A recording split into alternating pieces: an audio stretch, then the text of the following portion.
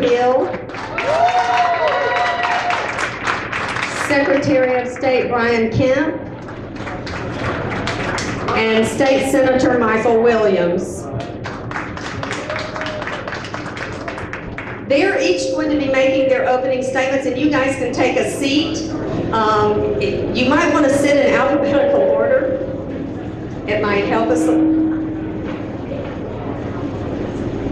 I'm not sure which mic that is, but if it would help us a little bit if you can.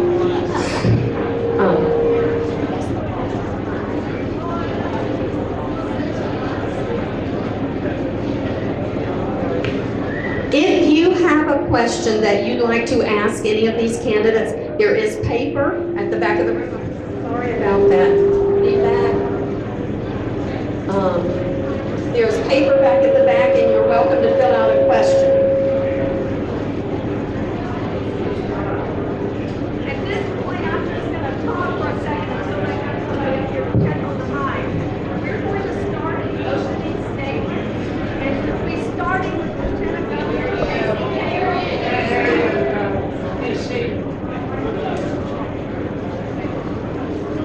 We're going to be starting with our opening statements at this time, and we're going to start with Lieutenant Governor Casey Cagle, and we'll move down alphabetically. Thank you. Wonderful. Well, thank you all very, very much for showing up tonight, and I promise that we did not rig this by being at the Cagle farm, but it is good. It is good to be back in Cherokee County, and I want to first of all just thank you for all the support that you've given me here in Cherokee County. And obviously we've got a beautiful state, and to be able to be the lieutenant governor of this state and to see the governorship really up close and personal, and being able to negotiate through the complex issues of public policy, but also making sure that we're expanding our economy and creating greater economic opportunity for all of our citizens in our state has been a very high priority. As governor, I'm going to be very focused on leading to make sure that Georgia continues to be the #1 state to do business in. And in order to do that, we have to do several things that I think are critically important. As you look at the growth that we're experiencing within our state, 4.5 million projected in 15 years, we have to build the infrastructure that we're going to need for tomorrow. In order to do that, we have to be willing to go under and over, and we have to prioritize with a 10-year strategic plan. Along with that, I believe it's time for a tax cut for the citizens of Georgia. $100 million tax cut in the first 100 days is what I've committed to. The first $12,000 of income for a family of 4 will be tax exempt, along with making sure that we have economic development liaisons in every single agency that is focused on streamlining the bureaucracy to get businesses open and running, along with making sure that we're building a world-class workforce. As most of you know, I've committed myself to public choice and more options for education, college and career academies, move on when ready, dual enrollment, all of those things. We have 42 college and career academies today in our state, and when I'm governor, we're going to have every student in Georgia access to a college and career academy, abandoning the one-size-fits-all system and giving kids the skills that they need to compete in the workforce tomorrow. Thank you very much, and look forward to your questions.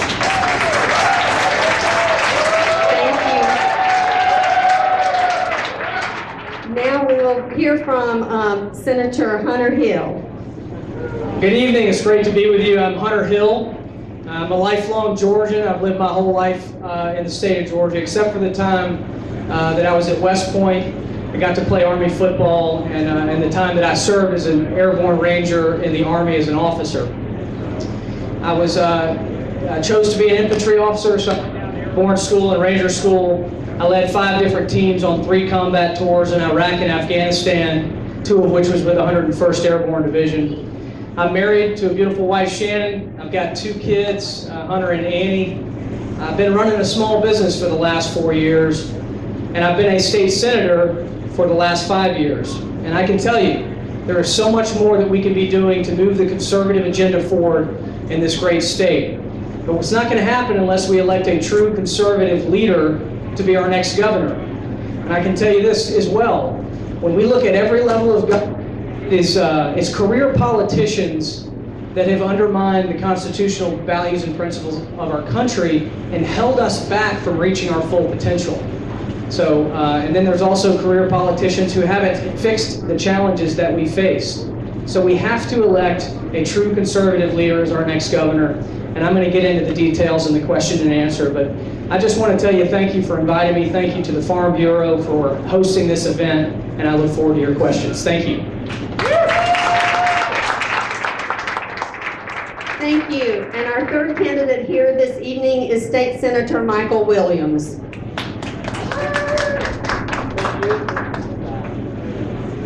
My name is Michael Williams, and I first of all want to thank my wife, Virginia. I don't know where she's. Oh, there she is back there. She just had a baby about 4 weeks ago, and she is here with our newborn Brindley. And I just want to tell you, sweetheart, thank you so much for being here. Many of you have probably never heard of me, never heard of Michael Williams, and kind of wondering, why is this guy wanting to be our governor? Some people have told me that my name ID is a disadvantage for me, that nobody knows who I am. I actually think that's a great advantage for me, because what that tells you is I am not a career politician. I've been busy my whole life raising my family. I just told you about my newborn. I've got three other children. I'm a CPA by trade, a small business owner. I used to own 18 Sport Clips haircuts here in Georgia as well as over in Alabama. I was busy running my business and taking care of my family. But you know what? I got fed up, I got tired of all these politicians telling us one thing during the election year, going down to the Capitol, going down to DC, and doing something else. So I decided I can keep complaining about it or I can do something about it. So I ran for state senate 4 years ago, beating an entrenched Republican, 66 to 33%. I got down there and I realized these politicians, they're not working for us. They're not working for the people that elected them. They're working for the lobbyists and the special interests that finance their campaigns to put them in office. We just heard how Georgia is the #1 state in the country to do business. Matter of fact, it's been the #1 state in the country for 3 years in a row. We brought in 500,000 jobs over the past 5 years. But at what cost? We're giving away your dollars to companies to come into Georgia to bring in their jobs. But those jobs, they're subpar jobs. Here in the state of Georgia, our average income per citizen has gone down from 27 to 41st.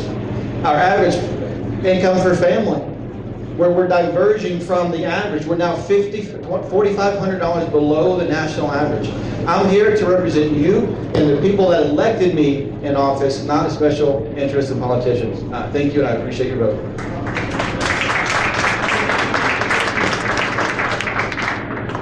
Right now, we don't have any questions that have been turned in for these candidates. Does anybody have a question that they would like to turn in? And if so, could you guys bring them forward?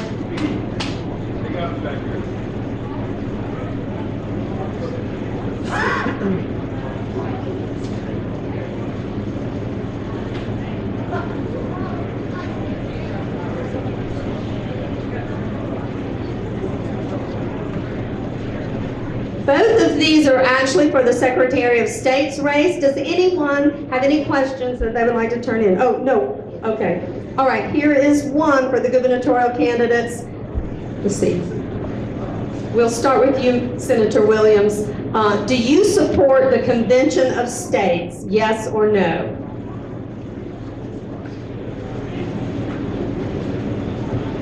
That's a very good question. And to be honest with you guys, I did. About 3 months ago, I was in full support of the Convention of the States, but I am being fed information that is kind of causing me to change my mind. Part of that being, we open up our Constitution, the Convention of the States, there's nothing in that can make sure that Constitution doesn't get away from us. So the left, the liberals, they send somebody down there, we have no idea what our Constitution might look like. I am an advocate, a firm believer that the Constitution of this country was inspired by God, and that we need to support the Constitution as written and not as a living document. So that's my position right now. Thank you. Same question goes to State Senator Hunter Hill. Thank you for the question. I believe in federalism. I believe in states' rights. And I believe in the power of states. And so therefore, if we can't get the change we need in Washington, we need a balanced budget amendment on our Constitution. All of us have served in the state legislature. And I can tell you right now, we would not offer a balanced budget every year if it was not the law to do so. That's why the federal government can't do it. So I've sponsored in the past a compact for a balanced budget amendment, which would put constraints around the delegates that would go to that Article 5 convention. I would prefer amendments to be placed on our Constitution through the congressional methods, but I don't believe that that's going to happen. So if states can band together to pass a constitutional amendment for a balanced budget, I would be in support of that. Thank you. Thank you. Same question to Lieutenant Governor Cagle. Well, I think all of us witness, even on the news today, what goes on in Washington and the challenges that we face with individuals not coming together to really put the best interest of our state. I value and appreciate what the President of the United States is doing on all of our behalf, trying to bring some sanity to the process. And I will tell you that certainly the repeal and the replace needs to take place across our country and certainly here in Georgia. When you look at the amount of increases that individuals are experiencing in premiums, it's outrageous. The issue at hand in terms of the topic that was just asked, or the question that was asked, really is a question of the balanced budget amendment that needs to be done. In Georgia, I can tell you, we balance our budget. We make sure that we don't have the ability to print money like they do in Washington, D.C. And we do need change. We need real change in D.C., and we need people that are willing to fight for that change. And I can assure you that I would be willing to do whatever we can in terms of a constitutional convention in order to ensure that we're not saddled with a debt that Washington doesn't have the courage to deal with.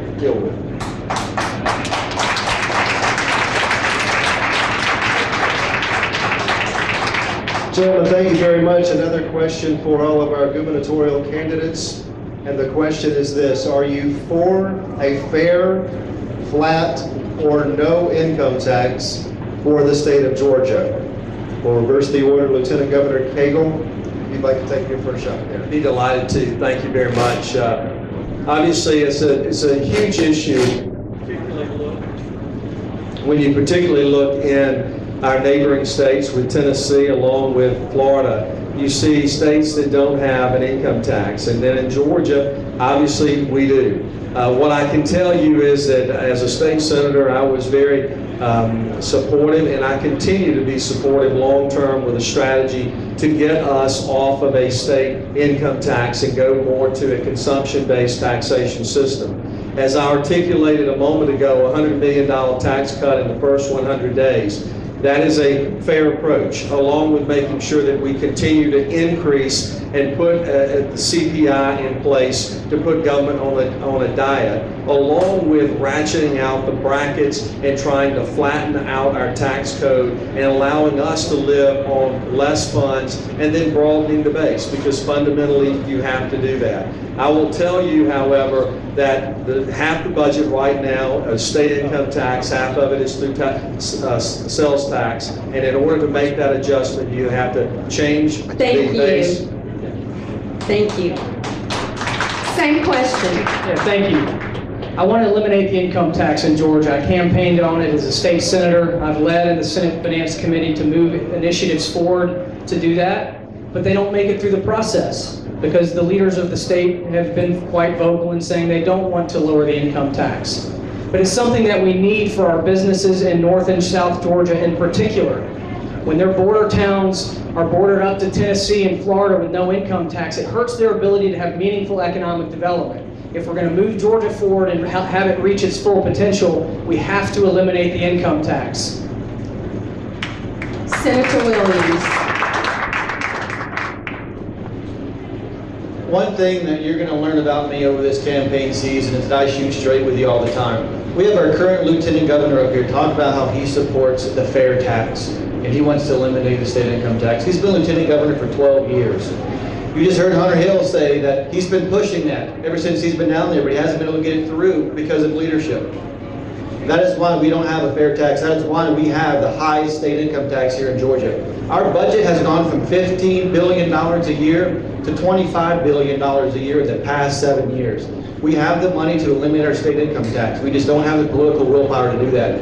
As your governor, I will make sure we at least reduce, if not eliminate, that state income tax and move more toward the consumption-based tax. Thank you. Thank you. The next question will go first to Michael Williams. What do you actually plan to do to move our great state forward? That is a great question. As I already mentioned, we've got to eliminate our state income tax. We've got to reduce that.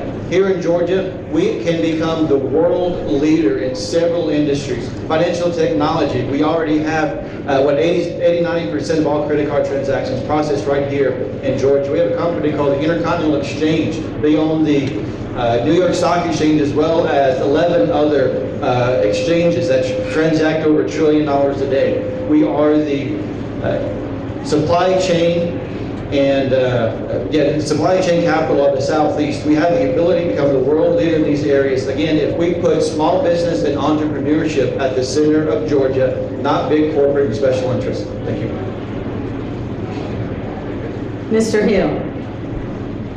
I appreciate the question because that's what my whole campaign is about. How are we going to move Georgia to reach its full potential? The answer is simple. It's revert back to constitutional values and principles. We've got to implement a more limited government approach in Georgia. We cannot continue to be a jack of all trades and a master at none. We underinvest in the core competencies of government like transportation, education, and public safety because we're trying to fund billions of dollars on what I call low return activities. They were great ideas implemented by liberals back in the 60s, and we're still trying to implement them as Republicans.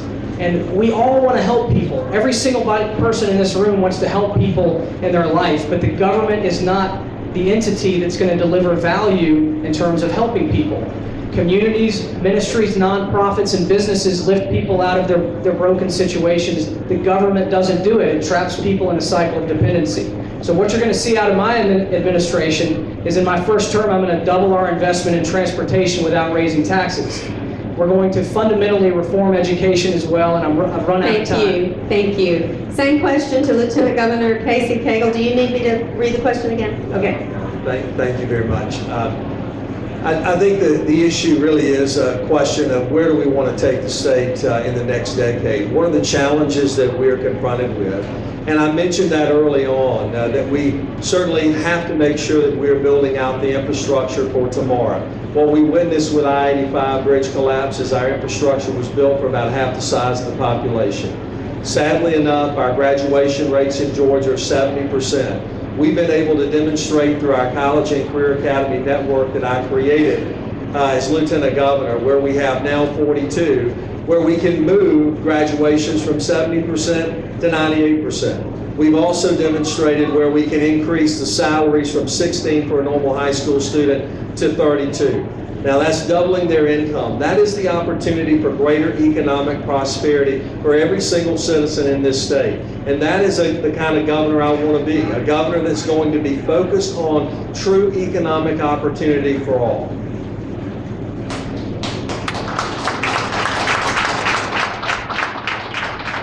Our next question, we'll start with Lieutenant Governor Casey Cagle. The question is this, gentlemen. Military retirees face an increasing health care cost. Are you in favor of eliminating state tax on retired veterans? Well, we have done a number of things already. We can continue obviously to do more for our veterans, which have served our country so diligently, and we value their contribution. There are many issues when you talk about health care that obviously needs to be addressed. The task force that I put in place in an effort to move forward our state in looking at ways in which we can approach waivers and other things, lower cost type solutions for health care. But our veterans, yes, we need to be able to certainly give them the kind of care in which they need. But we also need to allow those that are coming back more opportunities to get back into the workforce, which we've been able to be focused on with many of the bills that we have passed in the legislature to streamline the process. The veterans of our state deserve our honor, they deserve our best effort, and I can guarantee you that we'll always be there to fight for them. Senator Hill, same question. Thanks, sir.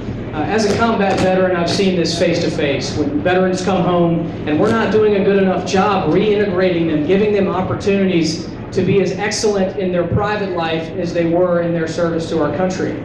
So there's two aspects. Number one, I want to make Georgia the #1 most veteran-friendly state in the country. And we're going to do that in a number of ways, but to answer the question directly, of course I want to eliminate the income tax in military retirement pay, but as I've said earlier, I want to eliminate everyone's income tax, and so that's the plan that we're going to push forward. But we have to be working with nonprofits. There's tons of incredible nonprofits out there that are delivering results for veterans in transitioning them out of their service and into meaningful employment so that they can reach their full potential once they're out of the military. And then, of course, our Department of Veterans Service does a great job connecting veterans to their benefits that are federally given. If I could change the VA, I would tell you this: we need to implement the free market principle of choices and options. Senator Hill, thank you very much. Senator Williams?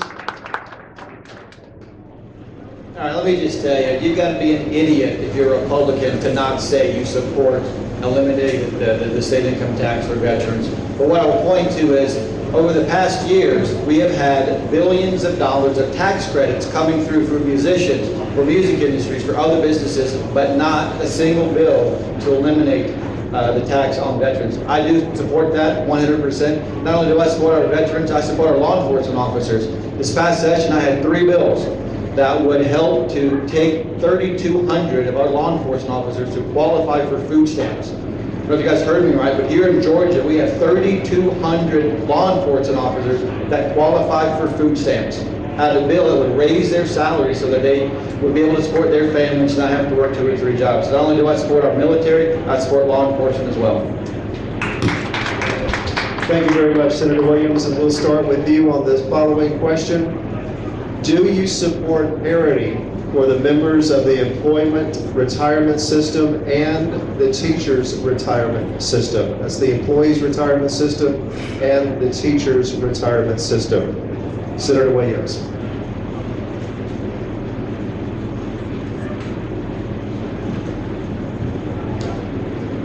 Yes, I support parity for both the teacher retirement system as well as the employee retirement system. Not only that, again, I'm a CPA. I actually enjoy reading budgets and financial statements. One of the things that I've been diving into is our retirement plan. We spent $1.8 billion in administrating an $80 billion retirement plan, which is a culmination of all 6 of our plans. That's 2%. Anybody in here ever works in the financial markets, you understand that's highway robbery. Not only do I support the parity, I also support going in and making sure that we're getting more bang for our bucks when it comes to managing these systems. We can reduce that by at least half. Thank you. In short, I support parity, but there's a larger issue we need to talk about when it comes to our pension systems. We've got to make sure we continue to shore them up and give teachers and our employees the resources that were promised to them. But we also need to think long-term about the future of our state, like so many businesses have across this country, and actually put competitive compensation opportunities on the table for our state employees and our teachers. Okay, because when you put all of the benefit of their compensation on the back end in terms of retirement, that's not the best compensation model. We need to pay people more for the value that they're adding today and shift new teachers and new state employees, as we've already done, to more of a 401k package. But of course, for the folks that are already in the system, we've got to take care of those folks and commit to fulfilling our promises to them. But we've got to think like a business. We don't have an endless stream of resources in this state, number one. Number two, we also want to create excellence in the classroom and excellence in terms of the folks that we're hiring. Senator Hill, thank you very much. Lieutenant Governor Cagle. Well, this is what I support, being true to the commitments that we have made to both the state employees as well as our teacher retirement. That is one big issue, because sadly enough, oftentimes there are those that want to raid the system that currently is there, utilizing those funds and not being good stewards and following through on the commitment by which we've made. As Lieutenant Governor and as Governor, I will continue to make certain that in Georgia that we are going to honor those that have given their life and given their time and commitment and employment to both our state and certainly to our students in our state as well. Thank you. Next question, and we'll start this one with Senator Hill. In 1 minute, how do we fix our traffic issues? 1 minute. I don't know that you're offering a fix, but here's what my commitment is to you. When the metropolitan Atlanta was growing in the 70s and all of Georgia was growing, transportation was 15% of the budget. But we keep funding all these low return activities in government, they're not delivering results, and now transportation is 5% of the state budget. In Florida, for example, it's 11. That's why I'm committing to you, we can double our investment in transportation in my first term without raising taxes. Only got 30 seconds. In terms of what projects are we going to invest in, is you bring the right people around the table, the traffic experts, the demographers, in terms of where is the growth going to occur, and then you invest in the best solutions. What we've lacked in the past is the willingness to invest in these solutions. And career politicians have basically said, we're going to keep funding the rest of the budget and we need to do a tax increase for transportation. I disagree with that. We just need to manage our money better and choose to invest in the core competency of government, which is transportation. Thank you. Senator Williams, question to you. All right, thank you. I don't know who designed the road systems in Georgia, back in the 1930s and 40s, but they made a fatal flaw whenever they designed it, because every single road here in Georgia leads to downtown Atlanta.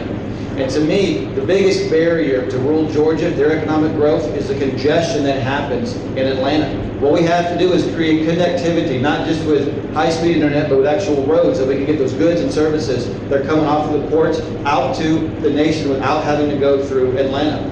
Also, when you look at the success of the Hartsfield International Airport, one of the reasons that they became the world's busiest airport is when it was first designed, the runways were built for planes that did not exist. We have to think ahead. What new technologies are we going to use 15, 20 years from now that don't exist today, and start building that infrastructure so we'll be ahead of the curve instead of behind the curve. Thank you. Lieutenant Governor Cagle. Certainly on transportation, it is a function of prioritization. We do have additional money, and we actually made some strategic decisions, and in order to do that, using state resources, we can now save 30%, not having to comply with all the federal regulations that go on, and so we can stretch out dollars more.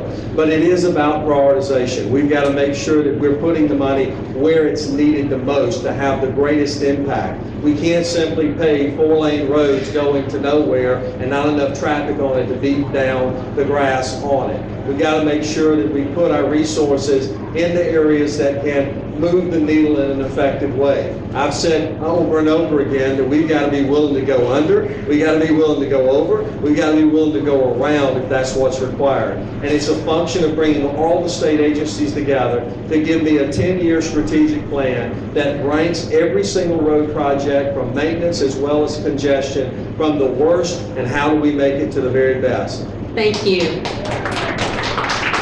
Next question, and we'll start this with Senator Williams.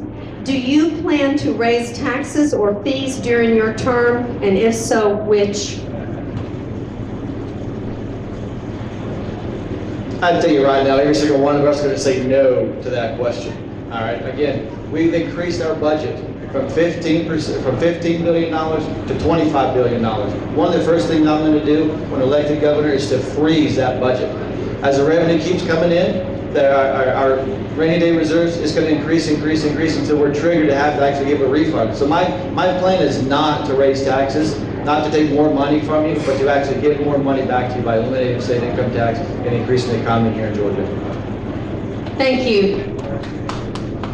Short answer, no. Obviously, I want to reform our tax code. I want to eliminate the income tax in Georgia.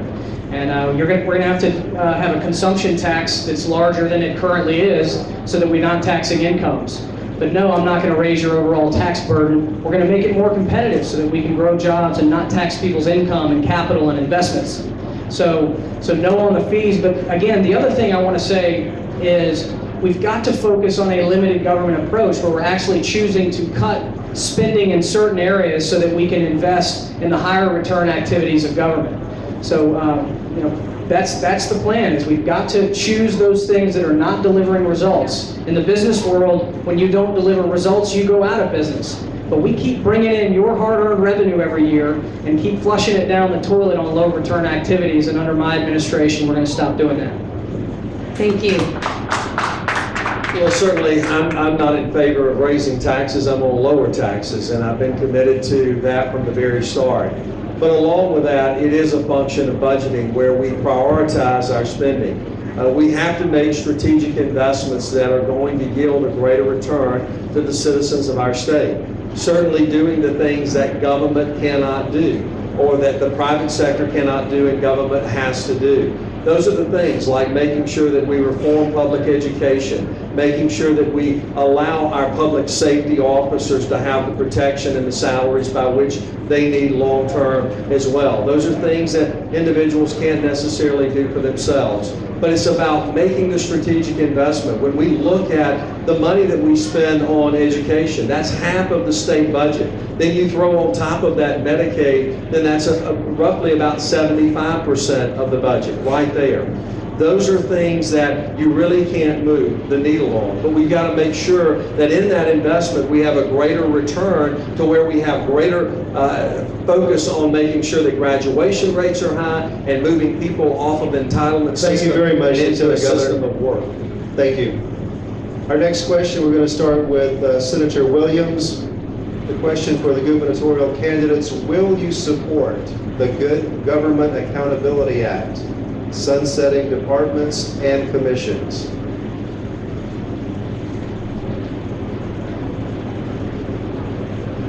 Absolutely, I support good government. I support financial responsibility.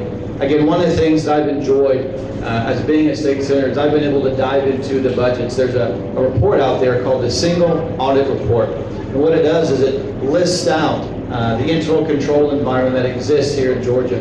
And one of the things that I found out in reading this was that we fail miserably.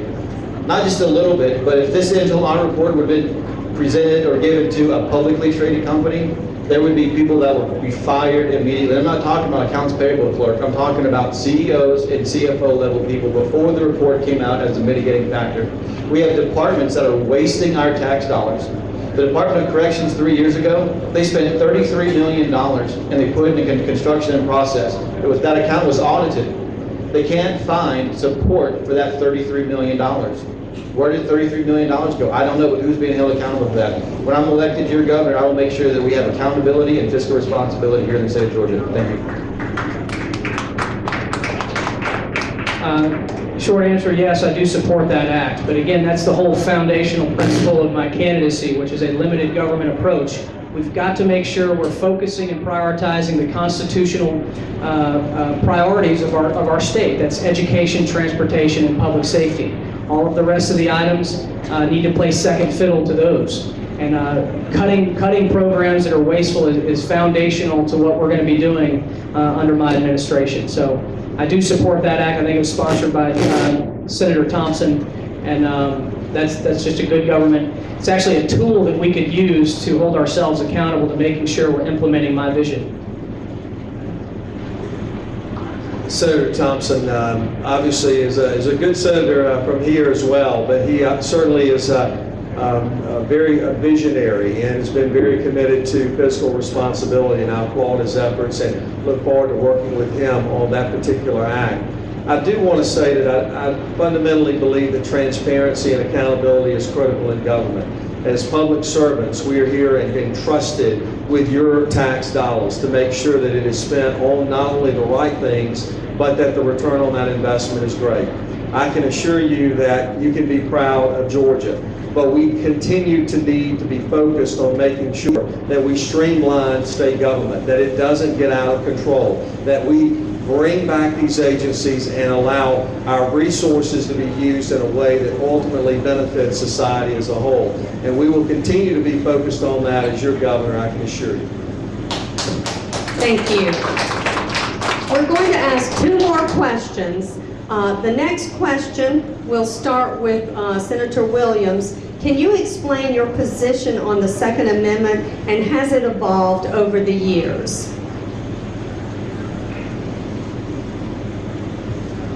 I am an avid Second Amendment's right supporter. I believe in constitutional carry. I believe it is a God-given right that we have the ability to possess arms and defend our families from those that might choose to hurt us. That has never changed.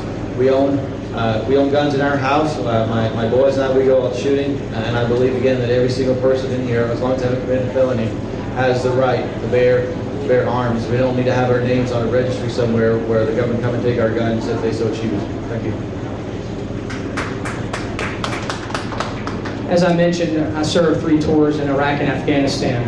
I carried an M4, which is basically an AR-15, and I had a 9mm on my side. There's just as many dangerous cities in our country as there are in Afghanistan and Iraq at times. And so I understand the value of life. I understand the fact that in our Declaration of Independence, it was the first thing that was listed as a God-given right that we must protect. And that Second Amendment gives each and every citizen the ability to protect themselves and their family. It's a God-given right, and it's the, as we say, the right that protects all the others. It's also a check on the overreaching power of government, and the right to keep and bear arms shall not be infringed, and I will be your greatest advocate of defending that right. I think all of us obviously are strongly, or I assume that would be strongly for the Second Amendment protection. I have a record on that that dates back for a long time. I've always had an A rating, an A+ rating from the NRA, and continue to fight to make sure that no one comes and takes our right in terms of our Second Amendment. I am a person who enjoys the outdoors, taught my boys how to hunt, how to fish, and how to enjoy this beautiful land that we have, and firearms has been a part of that life as well. I will continue to make sure that no one comes in Georgia and infringes upon any of our rights as it pertains to the Second Amendment.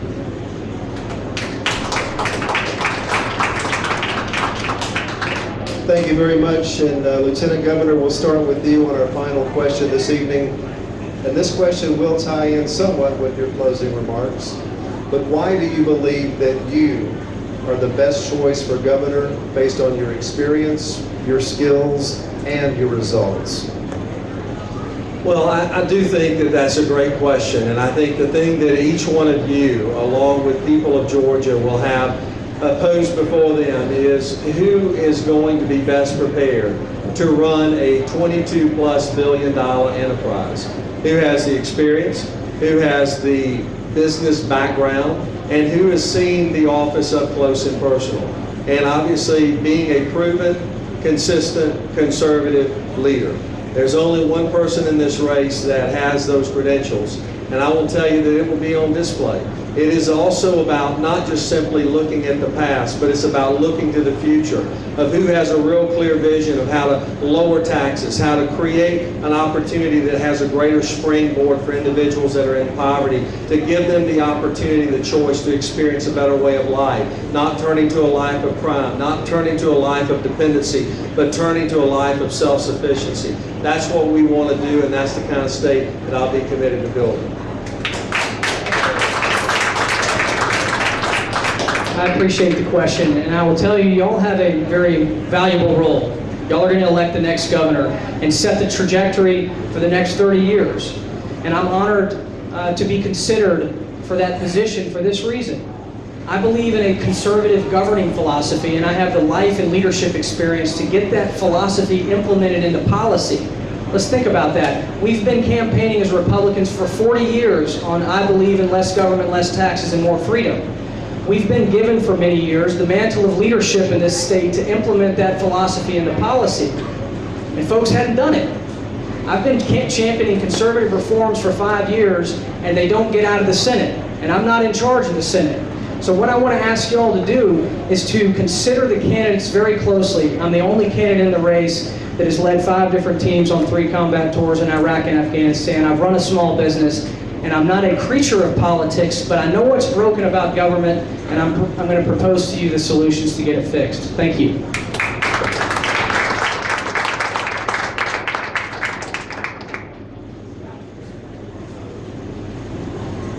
I think the answer to that question falls in the understanding of whose money is your tax dollars. The first year I was elected, we went down to Georgia, and I was sitting in a budget meeting, and they threw up this chart. And it was a chart of the Georgia tax revenue. It was a good chart. It had an angle going up. And all the senators were in the room kind of clapping their hands and patting themselves on the back because, you know what, here in Georgia, we're doing a good job now because our revenue is going up. I started to go along with it, then it hit me. That money is not Georgia's money. That money is your money. And we need to make sure that we have somebody in office that understands that's your money and that we need to put it to work to the best utilization as possible. Again, I'm a CPA. I've audited and consulted multi-billion-dollar companies. I know how to handle finances, and I know that here in Georgia, we can do better than wasting $25 billion of your money. Thank you. All right, at this time, we're going to do our closing statements. We'll start with Senator Williams, then Senator Hill, and conclude with Lieutenant Governor Cagle. Y'all have probably figured out I'm a no-nonsense, straight-shooting kind of guy. All right? And I'm going to tell you this. Right now in the state of Georgia, the interests that are being represented and supported down the Capitol are the interests of the lobbyists and the special interests, not the people of Georgia. That's also what's happening down in D.C., and that's one of the reasons why I was the first elected official here in Georgia to come out and support Donald Trump for president. I knew that we needed a president that was not beholden to lobbyists and to special interests that could go down there and clean up the mess in Washington, D.C. You look at disclosures of everybody running for governor here in Georgia. What you'll see is they're being supported by lobbyists, special interests, and small groups of people. I am the only candidate that is financing my campaign and relying upon small dollar donors across the state of Georgia to win this race. I appreciate your support and vote, and if you want to learn more about me, you can visit williamsgeorgia.com. Thank you. I want to say thank you again for inviting me and allowing me to be a part of this. We don't have forever to make the changes that we've all believed in and campaigned on for years. Our government is broken at the federal level, it's also broken at the state level, because think of us as we're just a small microcosm of the federal government. But with Republican leadership, two-thirds majority in the Senate and the House, and with the governor's office, we can make meaningful conservative reforms that are better for our citizens. We can eliminate the income tax. And I can tell you this, I've sworn oaths to support and defend the Constitution against all enemies, foreign and domestic. And I've faced the enemies of our country, the foreign enemies of our country, and I can tell you that Islamic terrorism will never bring our country to its knees. What will bring our country to our knees is us. It's weak-kneed politicians that undermine the values and principles that made our country great. And you have the opportunity to stand in the gap and vote for a true conservative leader, and I hope you choose to vote for me. Thank you. Well, thanks again for everyone coming out tonight. And again, it's good to be back in Cherokee County. And I just really want to close with this. I was raised by a single mom. I attended 8 different elementary schools by the time I reached the 6th grade. Many of those years I spent in a small trailer with my mom, and I have vivid memories of walking in and seeing her kneel beside her bed, praying for me, Almighty God, and making sure that she was making a tremendous sacrifice. I can assure you that all of us in this room have had people that have made that same kind of sacrifice for us. When you look at our state today, you see 25% of the kids that are living in poverty, 40 counties that 40+% are living in poverty. They need someone who's going to stand in the gap and fight for them to give them a better opportunity for a brighter future. I know what that's like. I've been there, and I can promise you we're going to make sure that they have great paying jobs here in this state and an education that will be the great equalizer. Thank you all very, very much. Thank you to these candidates.